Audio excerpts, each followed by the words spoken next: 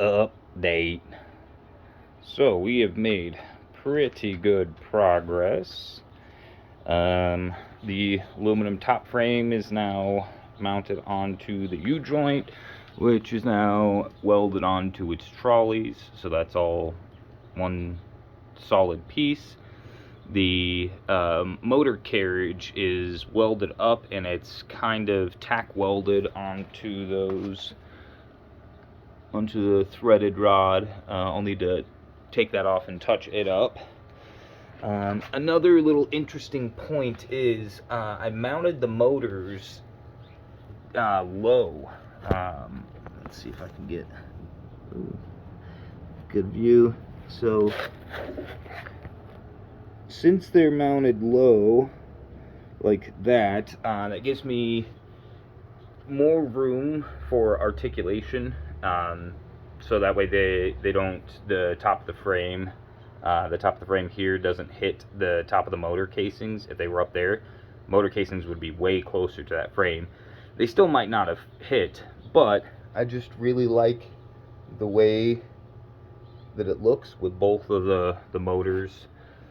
Let's see if I can get around here. Underslung on there. But when I did that, take you down here, when I did that, those motors would essentially hit that cross member there. So I had to raise the platform up by 1 2x4. It's not permanent, as you can see. And then that means, old man getting up. That means that I had to raise the mount there by a 2x4. And essentially that just means that I will put this piece under there, and so this will sit in there properly. Still need to fabricate a front to that, and then have a place for the wires to come out, and then a place for this and this front plate to bolt up to. So, you know, still got a bunch to go. But the top frame is mostly welded up. I will need to complete the wheel hoop / wheel deck.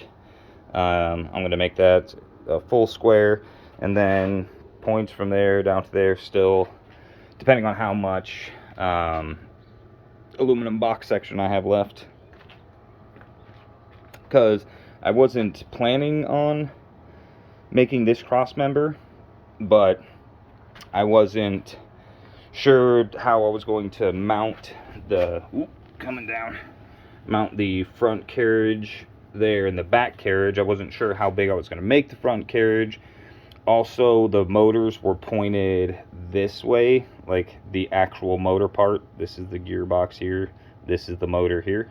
The motor was pointed that way, which threw the weight off. You can see the trolley is actually right there, and so if all the weight, come on finger, oh there it is, if all the weight underneath that motor was all the way over here, then it would want to peel the frame off of those off of the cross braces for the trolley.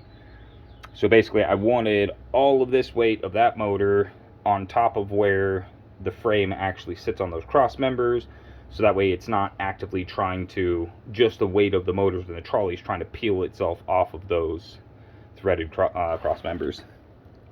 So did all that, and then wanted to get the mounting point, these mounting points there and there for the connecting rods. I wanted to get those as far back. I kind of wanted them to be like right here, right? This is the front cross member where the seat will mount to, like the little bracket right there. That one, it's kind of angled. It's angled like that, which is why this thing is on a 45 instead of flat like these. So those, I'll put 2 holes through there and bolts through there to mount that. And then my measurements were a little bit off, and so the back holes are going to hang past here. That should be fine. I'll just have to fabricate new brackets for that, but that'll be super easy. So yeah, I can't really slide it because I have the motors mocked up. All right, that takes me back here. I've got these two motors. Come on now. You're on top of that, that's why. Okay, pull you there.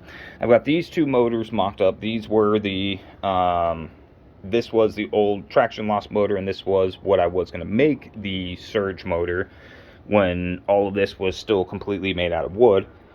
But the wood was way too heavy, and I never really realized how heavy the wooden frame was until I started working with aluminum, and my God, aluminum is super light.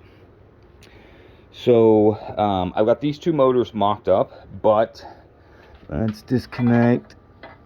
And it's just kind of looped in there so that we can slide the trolley. So with the weight of these two motors here, which are very heavy, and then the weight of all this steel in here to make the front and back trolley, the front and back trolleys got, you know, some significant weight, so just pushing it and stopping it is actually where I feel the weight the most.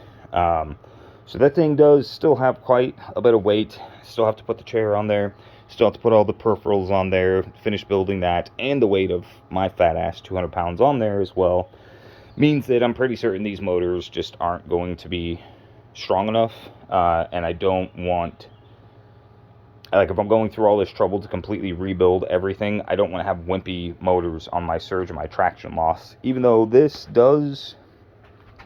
Let's no,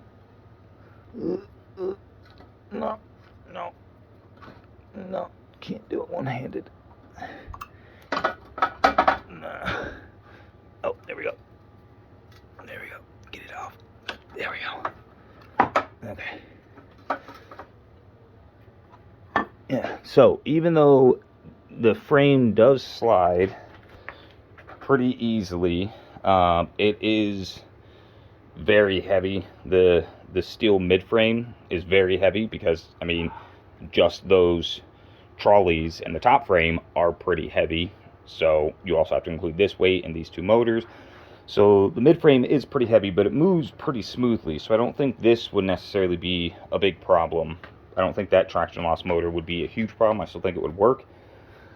I think it's just a surge motor. I think I just want a very, very beefy, like one of the beefiest 24-volt wheelchair motors that I have, and I don't think these two are it.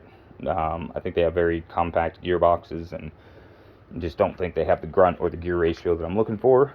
So I've got the 4 motors on the G seat that I'm disassembling, so I'm going to decide which 2 sets of those. I'm probably going to go with the lower motors, the motors on the lower paddles, because they're kind of smaller profile, and I think they're more powerful.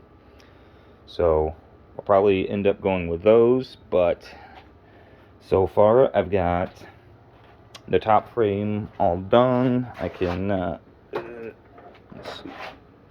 Oh, look at that. My temporary weld just snapped. I have to do that again. I wanted to, yeah, it's not too bad. I just wanted to put a tack weld there just to hold these two together, but I'll weld it more permanently because I like it. So I'll probably just buzz that and weld that permanently. But this is pretty much the progress that we have so far today. I am very happy with it. So what this does mean going forward is that this back section here is going to need to be 2 2x4s tall. The front section, the swivel mount there, will have to have another 2x4 underneath it. Back when the frame was made of wood and had the wooden mid-frame, everything was so heavy that it felt like it was tipping on the front, and it felt like it was just twisting this center spine. But now that I don't have so much weight outboard of that spine, now I have my center frame is a spine itself, and my top frame is made of aluminum and is super light. I'm going to see if I can get away with not having a cross member up there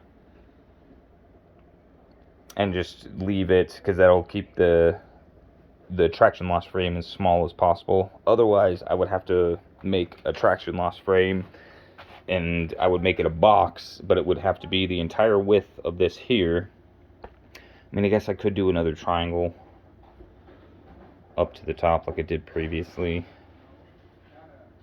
But I'm going to hope this works out. Might have to rebuild the traction loss frame, the lower traction loss frame once again. Not the bed frame, the lower frame.